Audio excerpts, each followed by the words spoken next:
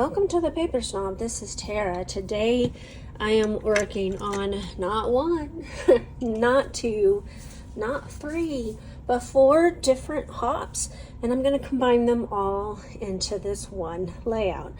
First off, it is the 3rd Friday of the month, which means it's time for my Iron Crafter hop.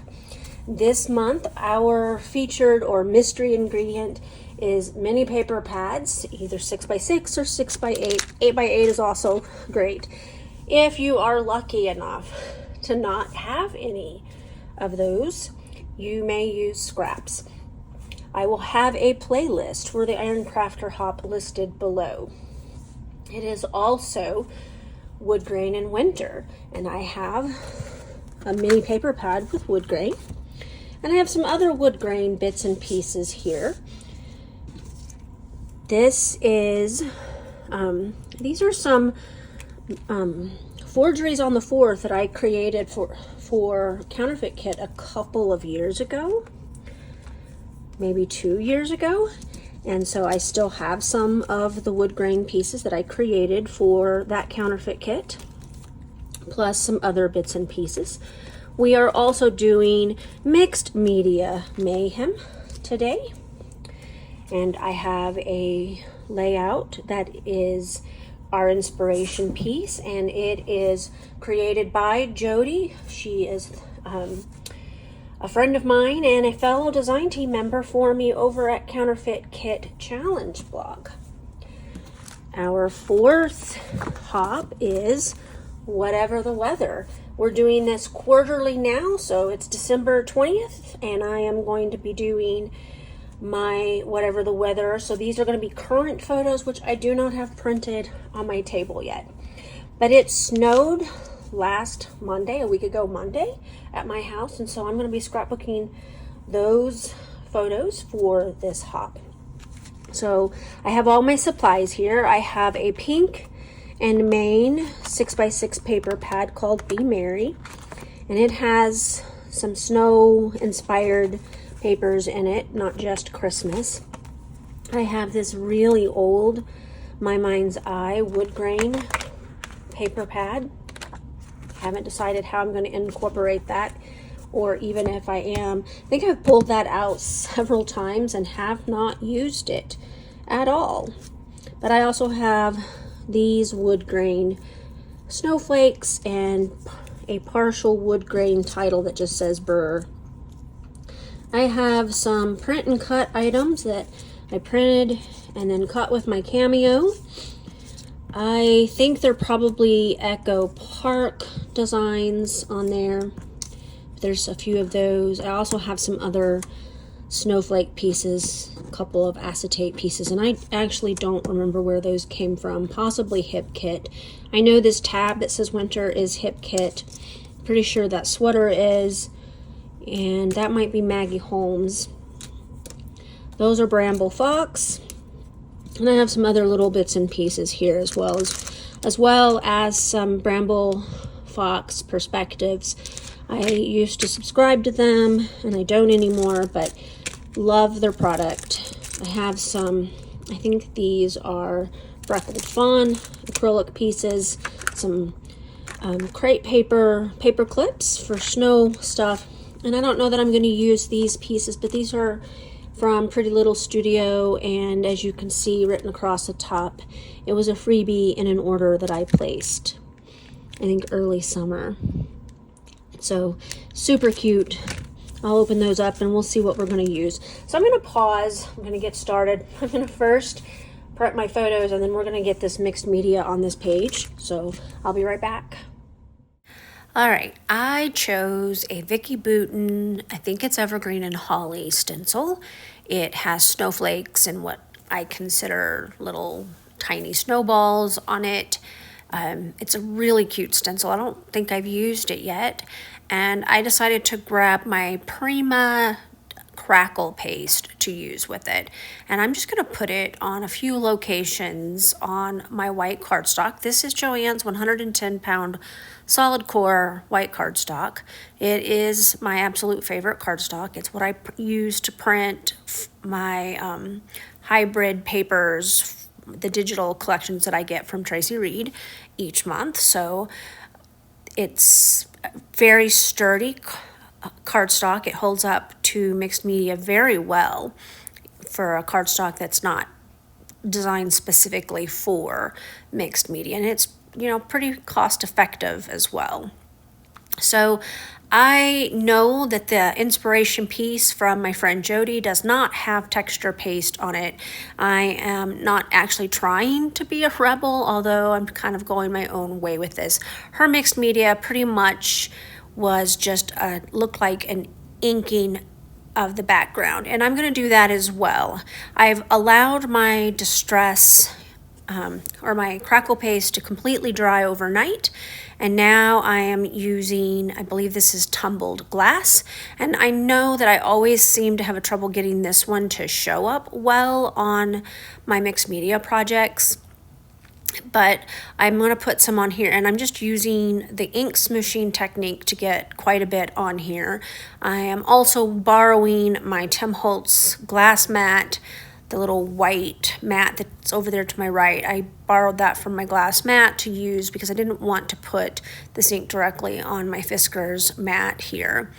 So I'm kind of getting frustrated here because it's just not showing up like I wanted. I didn't want a lot of saturation, not quite as much as what Jody had on her paper, because I'm wanting this to be more subtle due to it not being a summer layout. And I'm going to be using pattern paper where she also didn't use much pattern paper, but I will be using pattern paper. So what I've decided to do is grab my Mermaid Lagoon ink, and I'm going to do some more ink smooshing with that and get just a little bit more color on here. This is a little bit more saturation than I wanted, but thankfully it dries fairly light, and I'm really loving the look of the texture paste with this inking. I'm going to show you a close-up so that you can see what I'm talking about. So I really think that the crackle paste and the mixture of the ink is a really cool effect on that background. So I'll be finishing this up here real shortly. And like I said, this ends up drying a lot lighter than I expected it to. So I was glad that I switched ink colors. So now I'm going to go ahead and work on this layout. I had started fussy cutting this little snowman off camera, but decided to finish him on camera. I don't really remember where he came from, but he's kind of cute, so I'm just going to cut him out completely because I didn't like him on the rectangle, and he'll be a lot easier for me to use without the addition of that rectangle background that is there. And I have all of my stuff piled up in the center. I did decide to use the wood grain paper to mat my photos, and that brings in some more of the wood grain, but I used wood grain to create those forgeries on the 4th that I showed you at the beginning of the video. So technically I've used wood grain paper anyway, even though I didn't do it today. So I'm cutting my photo mats 3 1/4 by 4 1/4, except for I trimmed down this photo a little bit because I didn't like the frame of my door hanging out on it. So I'm using the one sheet of the wood grain to mat both photos, and cutting that second photo a little bit smaller allowed me to be able to use the sheet and not have to cut it into a second one. I think I said that I've been kind of hoarding that my mind's eye wood grain pattern paper pad because you can't get it anymore, and I really love it. I enjoyed, though, I've been enjoying playing with it. So now I am going to cut out, I think it ends up being eight 1/2-inch strips of this pattern paper, and I'm going to use it to kind of mat my background, but rather than, cutting down my background and putting it on a full 12 by 12 sheet, I'm going to be using this in the form of strips and just kind of giving it the look of being matted. And again, this is another way where I've kind of gone my own direction. Now I'm going to miter the corners, and Janet Madison from RTS Scrapbooking showed us how to do this on one of her videos. I love that, you know, she still inspires those of us in the scrapbooking world so much. But all you do is you take the 2 strips of paper, you stack them on top of each other. And I used adhesive for this first one. And because when I pulled them apart, it kind of tore a little spot out of one of the strips, the rest of them I'm going to hold together with my fingers instead of adhering them down and then cutting, because I don't want to have a bunch of little ripped places on these little photo mat or these mitered corners. So all I'm doing is holding it together, and then I'm cutting from the outside corner to the inside corner, and then you just have the perfectly fitting mitered corner. You just kind of got to pay attention to which corner you're cutting for and make sure that you glue it to the right corner. Now, if you are a stickler for all the stripes matching up, you may not like this look, and that's fine. You could use a solid paper or even another print instead, but I really didn't mind that the stripes didn't match up perfectly. Frankly, I just thought that adding this border around the outside edge of my photo or out of my background just kind of really brought together all of the colors that I am using on this layout. And my goal was to use more of that Pink and Maine 6x6 paper pad because it is really pretty. And I have almost finished my 2016 Christmas photos, so it's just about time for me to start putting away the Christmas product, and I will be very glad to do that. I have about burned myself out this month trying to finish up all of the December 2016 photos. I have a couple of more Christmas layouts to do, one with a set of 2016 photos, and then at least one other that will have 2017 photos on it. I haven't decided which photos I'm going to use yet, but we do have a Christmas and December hop coming up on the 25th, and my hope is that I will be able to pull off another video to create by then. The reason for the hope is simply because my granddaughter is coming on the 21st, and I will be busy with her, so I have to have everything done before she gets here. So what I'm doing now is I am creating it is a 6x8, no, it's not, I can't even count. I cut out 3 strips of paper, and I'm just going to use washi tape on the back side to hold them together because I'm just creating a mat. And yes, you could just use a ruler and put them on there centered with a ruler, but you know me, I like to just kind of do things my own way, and this is how I roll. So I've created a very bright, colorful photo mat for my photos, and I'm just going to start embellishing. I knew that I wanted to get that winter tab up on my layout. I want to use the Chilly Days title piece and those 2 snowflakes that come with it, so I don't have to put it back into my acrylic drawer. There's that cute little snowman. I think I moved him around a couple of times.